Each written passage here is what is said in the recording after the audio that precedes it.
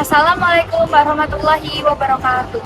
Halo semuanya, perkenalkan nama saya Dilan Raini dengan NIM 432210110118. Di sini saya akan menjelaskan materi mengenai otonomi daerah untuk memenuhi tugas besar 2 pada mata kuliah perekonomian Indonesia dengan dosen pengampu Ibu Francisca Listianingsih.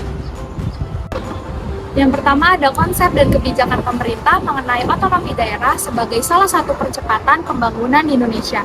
Otonomi daerah adalah kebijakan untuk memberikan kewenangan dan kekuasaan kepada daerah untuk mengatur urusan pemerintahannya sendiri. Kebijakan ini diharapkan dapat mewujudkan sistem negara yang lebih efektif dan memperlancar pembangunan di seluruh daerahnya. Otonomi daerah menurut Undang-Undang Peraturan Indonesia Nomor 5 Tahun 1974 adalah hak dan wewenang dan kewajiban daerah untuk mengatur dan mengurus rumah tangganya sendiri sesuai dengan peraturan perundang-undangan yang berlaku.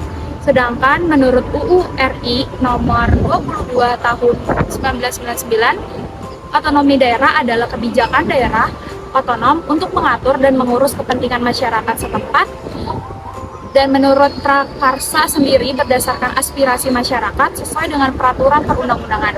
Lalu menurut Undang-Undang Nomor 32 Tahun 2004 dan Undang-Undang Nomor 23 Tahun 2014 tentang peraturan daerah mendefinisikan otonomi daerah sebagai wewenang dan kewajiban daerah otonom untuk mengatur dan mengurus sendiri urusan pemerintahan dan kepentingan masyarakat setempat sesuai dengan peraturan perundang-undangan.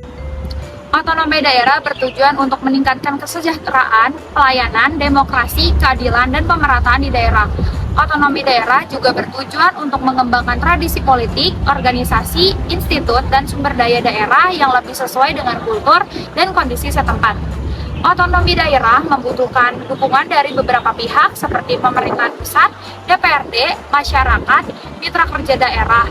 Lalu, otonomi daerah juga membutuhkan pengaturan yang jelas tentang sumber-sumber pendapatan daerah, pembagian penerimaan dan kekayaan alam, pajak dan retribusi, serta tata cara dan syarat untuk pinjaman dan obligasi daerah. Otonomi daerah berdasarkan prinsip-prinsip. Yang pertama ada otonomi seluas-luasnya. Artinya, daerah memiliki keleluasaan untuk menyelesaikan semua bidang pemerintah kecuali yang menjadi kewenangan pusat. Yang kedua, otonomi nyata. Berarti daerah memiliki keleluasaan untuk menyelenggarakan bidang pemerintahan yang sesuai dengan kebutuhan dan potensi daerah. Lalu yang ketiga, otonomi bertanggung jawab. Artinya, harus mempertanggungjawabkan pelaksanaan otonomi daerah kepada pusat, masyarakat, dan daerah lainnya. Lalu yang terakhir yaitu otonomi dinamis, yang artinya daerah harus mampu beradaptasi dengan perkembangan atau zaman dan tantangan globalnya. Tujuan dari kebijakan pemerintahan mengenai otonomi daerah sebagai salah satu percepatan pembangunan di Indonesia sebagai berikut. Yang pertama, meningkatkan kesejahteraan pelayanan, demokrasi, keadilan, dan pemerataan di daerah. Dengan otonomi daerah, daerah dapat menentukan prioritas dan alokasi anggaran sesuai dengan kebutuhan dan potensi daerah serta memberdayakannya masyarakat dalam proses perencanaan, pelaksanaan, dan pengawasan pembangunan. Yang kedua, yaitu untuk mengembangkan tradisi politik, organisasi, institut, dan sumber daya daerah yang lebih sesuai dengan kultur dan kondisi setempat. Dengan otonomi daerah, daerah dapat menyesuaikan sistem pemerintahan, peraturan, dan kebijakan dengan nilai-nilai lokal, serta menggali dan melestarikan kearifan budaya dan identitas daerahnya. Lalu yang terakhir yaitu mendorong partisipasi, kreativitas, inovasi, dan kompetisi antar daerah. Dengan otonomi daerah, daerah dapat melibatkan berbagai elemen masyarakat, termasuk swasta, LSM, dan akademi, dalam pembangunan daerah, serta menciptakan iklim usaha dan investasi yang kondusif. Otonomi daerah juga dapat memacu daerah untuk meningkatkan kualitas dan kinerja pelayanan publik, serta mencari solusi yang terbaik untuk mengatasi permasalahan daerahnya. Masalah yang timbul akibat dari otonomi daerah. Yang pertama, korupsi di daerah. Banyak kasus yang menunjukkan adanya penyalahgunaan wewenang, penggelapan anggaran, dan kolusi antar jabatan dengan pihak lainnya. Hal ini akan merugikan keuangan daerah, memperhambat pembangunan, dan menurunkan kualitas pelayanan publiknya. Lalu yang kedua ada konflik antar daerah. Beberapa daerah mengalami konflik horizontal maupun vertikal terkait dengan batas wilayah, sumber daya alam, identitas, dan kepentingan politik. Hal ini mengancam stabilitas, keamanan, dan persatuan nasional. Yang ketiga, adanya ketimpangan pembangunan.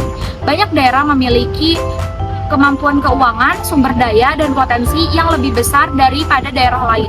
Hal ini menyebabkan adanya kesenjangan antar daerah maju dan daerah tertinggal dalam hal pendapatan, infrastruktur, pendidikan, kesehatan, dan kesejahteraan. Lalu yang keempat, ada pemekaran daerah.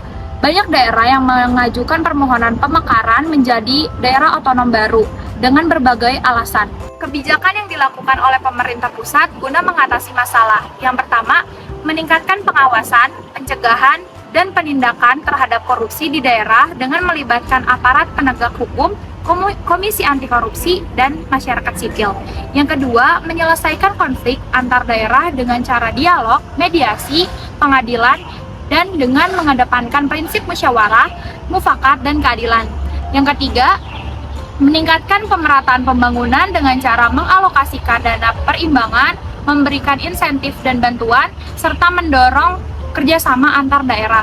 Dan yang keempat, menata ulang pemekaran daerah dengan cara menerapkan kriteria, prosedur, dan mekanisme yang lebih ketat, rasional, dan transparan, serta melakukan evaluasi dan moratorium terhadap daerah otonom baru.